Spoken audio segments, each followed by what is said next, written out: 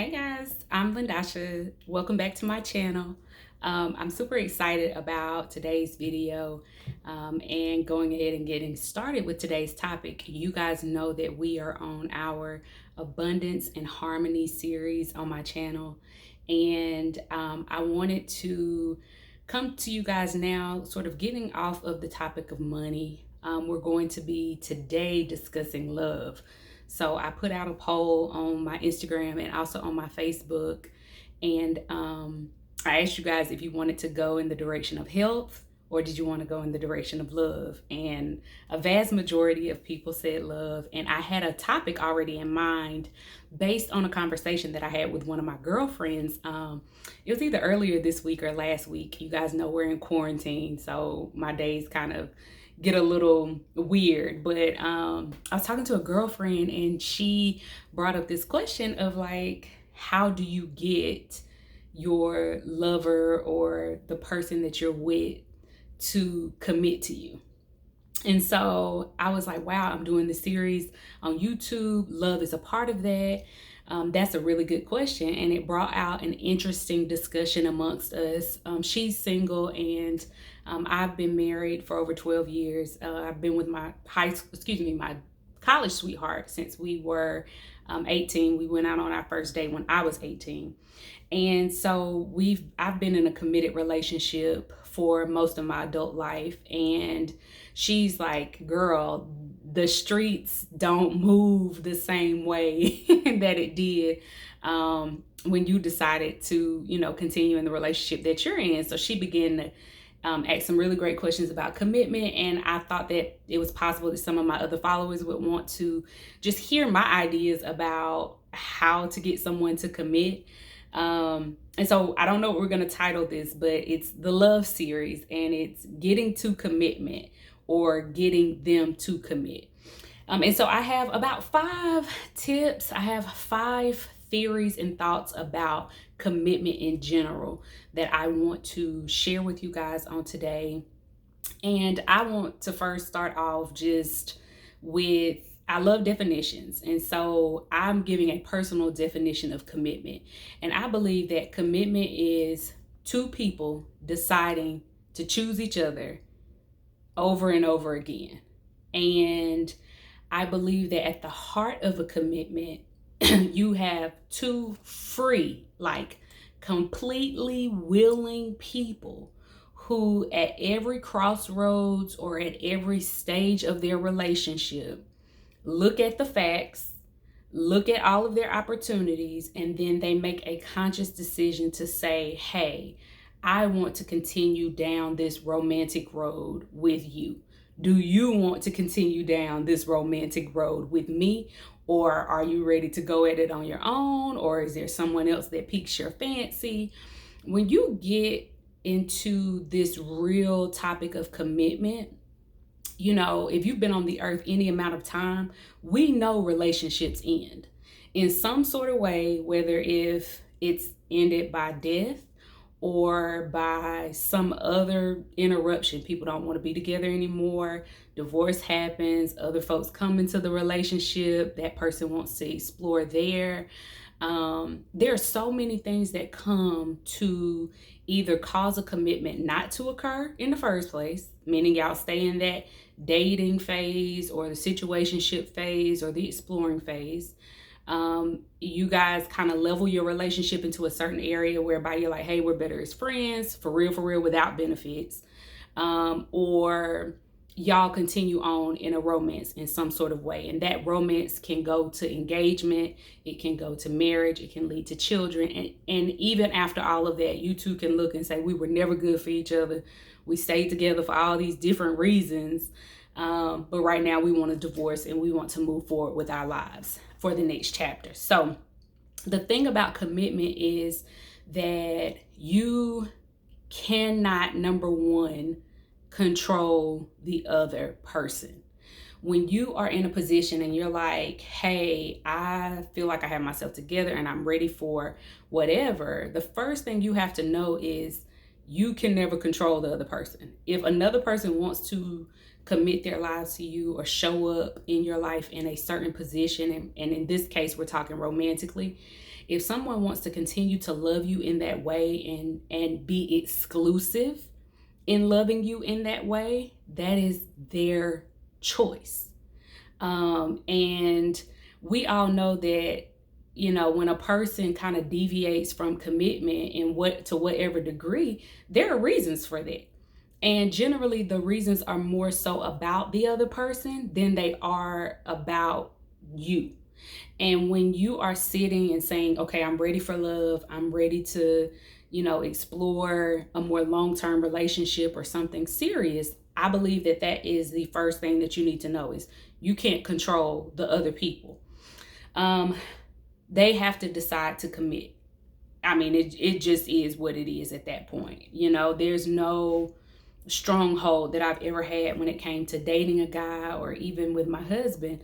I've never held a person hostage to that romantic place in my life, because the moment you get into this control phase of trying to hold a person hostage in your life, I promise you, you're going to end up with so much misery. Like, it, at the end of the day, you're going to learn the hard way that it's not worth it. So freeing people to say, hey, if this continues to work for both of us, then yes, we'll make it to the 12-year marriage. We'll make it to the 15-year relationship. Or at 6 months in, you may say, hey, you know, I don't really move like this in romance. You and I are on two different pages, so we have to go our own way. Sometimes the relationship may last 2 to 3 years, but no matter what, you can't control them. Okay, that's the first point.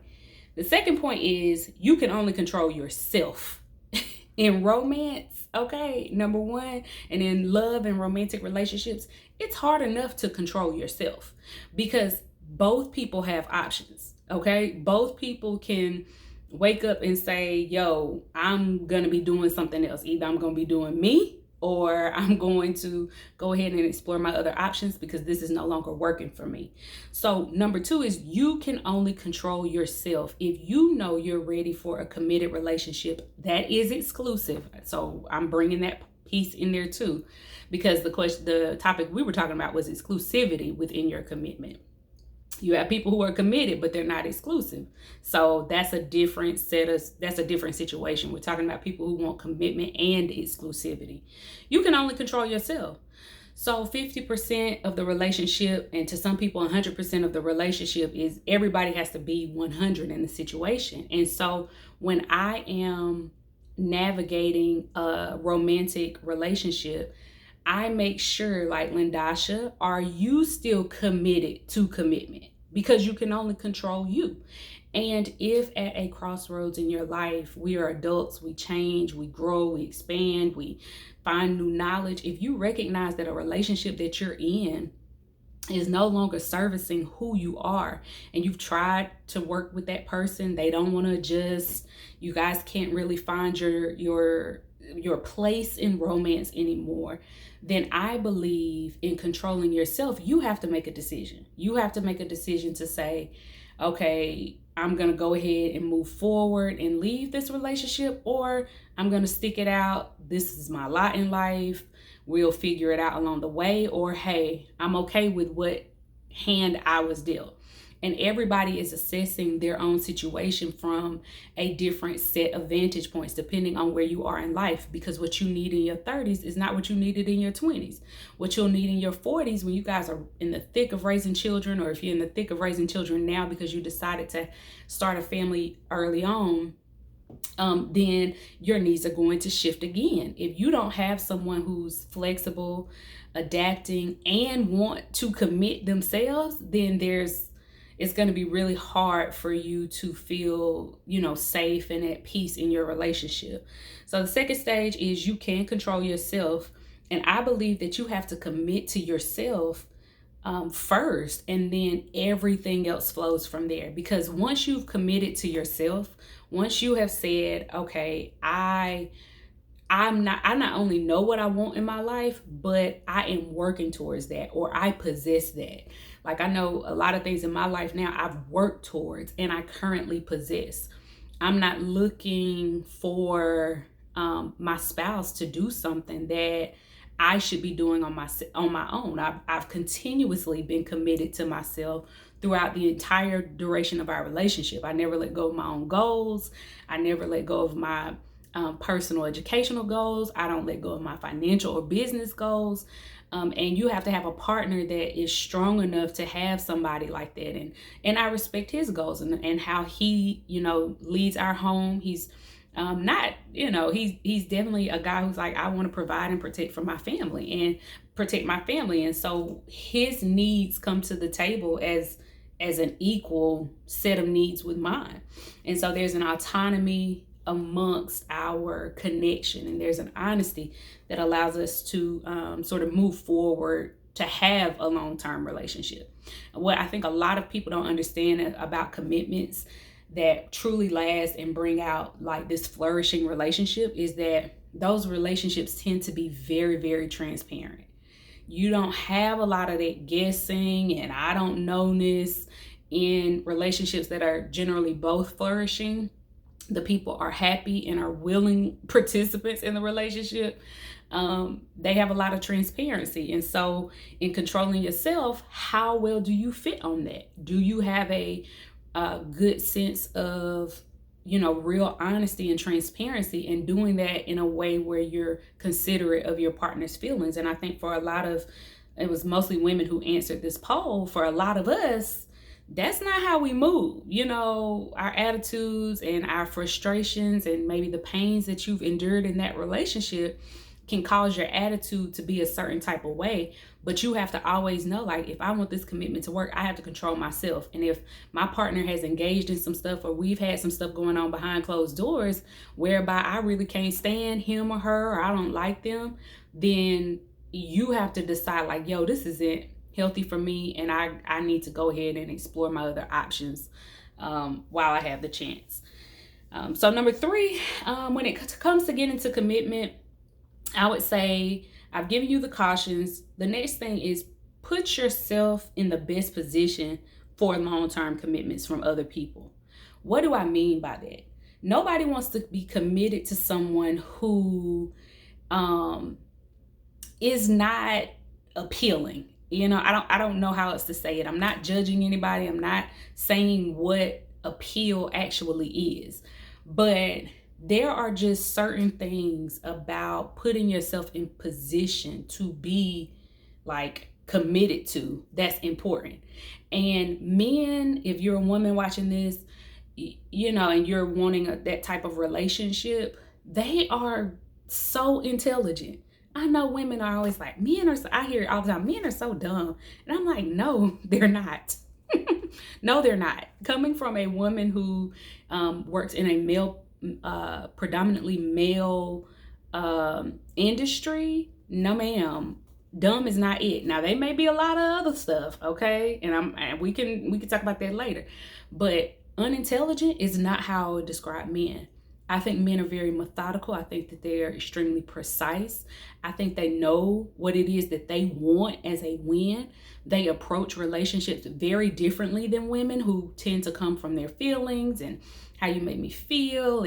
And a lot of times that's why you end up getting all these frauds, because you have not moved into the stage where you're using your mind in order to make these decisions. And when I say use your mind, I'm not talking about playing mind games, because you play games and you deal with all that fire and you're mad that the women who came correct and just, knew what it is that they wanted and decided amongst their options where they were going to go. You get mad sometimes at those women who are like, girl, but that mind game ain't the way. You have to put yourself in the best position to get a long-term commitment from others. So what do I mean? Do you take care of your body and your hygiene? Okay? Like, are you taking care of yourself as a woman? Are you waking up and brushing your teeth? Are you, exploring fragrances and what smells good on your body? Are you, even like today, it's Friday, we're quarantining. I have on a very simple dress. I have both of my ears pierced. So I have on hoops and a second earring today because I was just like, I need to step outside of lawyer mode and businesswoman mode. And so I'm here in matchless mode, okay? I'm here in self-care, personal development mode, and I'm sharing these things with you guys too, because I know as women, we have to step outside of all of that and really step back into ourselves. I'm very simple, but at the end of the day, I am presenting myself to the world in a way that is appealing for who I am. Now you can't, sometimes people want to change themselves and stuff, and that's outside the scope of this video. But how are you taking care of your body, your self-care, your appeal? Do you engage in work that you love? Are you currently happy with your the way that you're moving economically in this world? Do you know how to manage your money? If you don't, I've just done 2 videos on wealth building and also financial management one-on-one. Go back and watch those videos. How is your money? Are you happy with that for yourself? Or are you angry at your credit card debt? Are you mad at your student loan debt? All of that stuff affects your energy with how you present yourself as it relates to a long-term commitment. Nobody wants to commit to somebody who's not happy with their own life. And so being able to say, yes, I'm working on A, B, C, and D. I may not be where I want to, but I'm actively working on that. And I know my plan, or I've hired an advisor to help me. You move yourself along in that journey, and people begin to notice like, oh, okay, you're really putting your energy to where your mouth is. We appreciate that, and you get noticed by men who are looking for that type of commitment, because life is hard right now. Men, all those games, all those tricks folks used to play trying to catch a man, keep a man, and all that other stuff, girl, we have real problems. You are liable to get used and abused, and you're going to catch a predator doing all of that. Are you good and stable emotionally? This is putting yourself in the best position for a long-term commitment. How is your psychological environment? I know y'all hear them songs where people talking about they love a crazy girl. Okay. And he's probably an abusing man. Crazy girls and abusing men, if you watch it, they tend to attract each other. But if you have a certain composure and disposition about yourself, we're not about to do that. I'm not out here about to play these mind games with you. You will be by yourself, left behind, until you can get your mind into a healthier state, and you and I can have, a rational conversation about what it is that we like to do and how we would like to move. Do you have great friends, colleagues, family? Do you travel? Do you have hobbies? Do you have other great relationships in your life? So a man who's looking to commit, has to sometimes speak for himself on this stuff. But as a woman, when you have a full life that you love, that man is looking like, dang, okay, homegirl, like, can I be a part of your world? I have created a world for myself, right? Once I get done filming the video that I'm filming for this week for Matchless, I have things that are on my list to do. And at the end of the day, that is one thing that I know from my relationship, from my husband. He's like, I don't have to babysit her. As a matter of fact, when I come and connect with her, she's going to introduce me to stuff that I hadn't even heard. Like, hey, have you heard about A, B, or C? Or, what did you think about such and such, or whatever else? And it's this dynamic of being interesting but you have to have interest to be interesting. I'm not going to keep preaching about this, but amen. Y'all catch it. Number 4, once you are in position, like you're in the best position for a long-term relationship, meaning your life is good, and having someone else who is an addition to your life it makes it even better, right? Because that's what you want, is you want to either at least come where I am, or let's get better. After that, don't fall out of position. That's number 4. Number 4 is don't fall out of position. Learn how to hold it down. Get you a set of systems for holding your life down, okay? Once a week, you manage your money, if that's where you're at. I'm in a place where I have to pretty much manage money almost every day, just simply because I'm an entrepreneur. I run businesses. I have assets. So there's a significant part of my everyday life, minus the weekends. I try to set it down on the weekends sometimes just to have fun. But I manage my finances pretty much on a daily basis. You may not be in that space. You may be able, before I got here, I was managing money once a month and it was enough. Then it went to once a week because God began to bless that area of my life. And when I say area, it's not just money without work. He began to bless my work. I put a lot of energy. My husband and I had put a lot of our energy into our careers. We were not interested in building a family in our 20s. So we wanted to travel and go to school. So we're in our 30s and we're reaping the fruit of what we were doing in our 20s. So when you get in position, don't fall out. I can't wake up tomorrow and say, I'm not going to be managing, my assets. Okay, what in the world did you do all that work for? You wake up tomorrow and say, well, I'm not going to eat healthy. What in the world did you lose that weight for? What in the world did you get those friends for? Oh, I'm not going to call my friends. I have group me's and text message threads. Literally, my best friend called earlier. I have to call her back. Like, at the end of the day, I have so many relationships that I'm managing. My mom texts every morning. My brother's birthday was yesterday and we're working on something. I mean, my relationships that I built, while I don't necessarily interact with them every single day, like, I'm not going to sacrifice the positioning that I have there. You have to always put yourself in position to be chosen for the long term. Because you didn't drop off. Like, when you see marriages and stuff, and y'all, we grown. Anybody watching this generally is a fully grown person, okay? You hear stories when people's situations have fallen out and hit the bottom, and we finally get to the truth. You hear people saying, well, you lost yourself. Well, I wasn't attracted to you anymore. Well, you started being mean to me. You lost your positioning. Now, ma'am, you got to keep this work up if you're wanting a long-term commitment. I'm going to get off that one too. Number 5, and my last point, is learn to be satisfied with the life you're living, okay? Appreciate who you choose and who chooses you back, because that's where you're going to build the most value. I often see women kind of, I get it. You want to upgrade, you want to level up. You have to become that, right? So many of the business circles that I'm being invited into now, I wasn't invited into that 4 years ago when I started my business. I had to build up to the place where, number one, I was even visible to the people that I'm doing business with now and the business colleagues that I have now. I had to build up to that place, and I had to grow in order to be noticed, right? And I'm still having to grow the brand. This is part of why I'm on YouTube now and testing so many things and hiring marketers, not in no crazy way, really interviewing them, because it takes forever to get a solid team that is skilled to do the work that you're trying to do. And we'll begin to offer a lot of, different things throughout the years through Matchless for you ladies.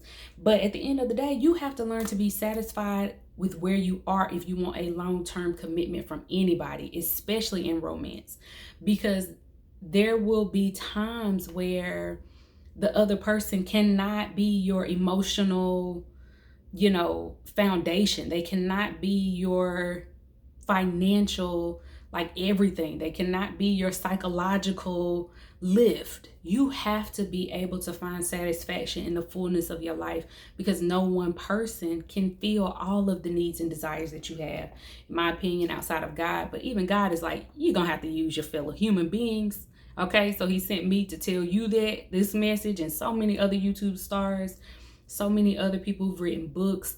Go out there and find a way to gain contentment in your life.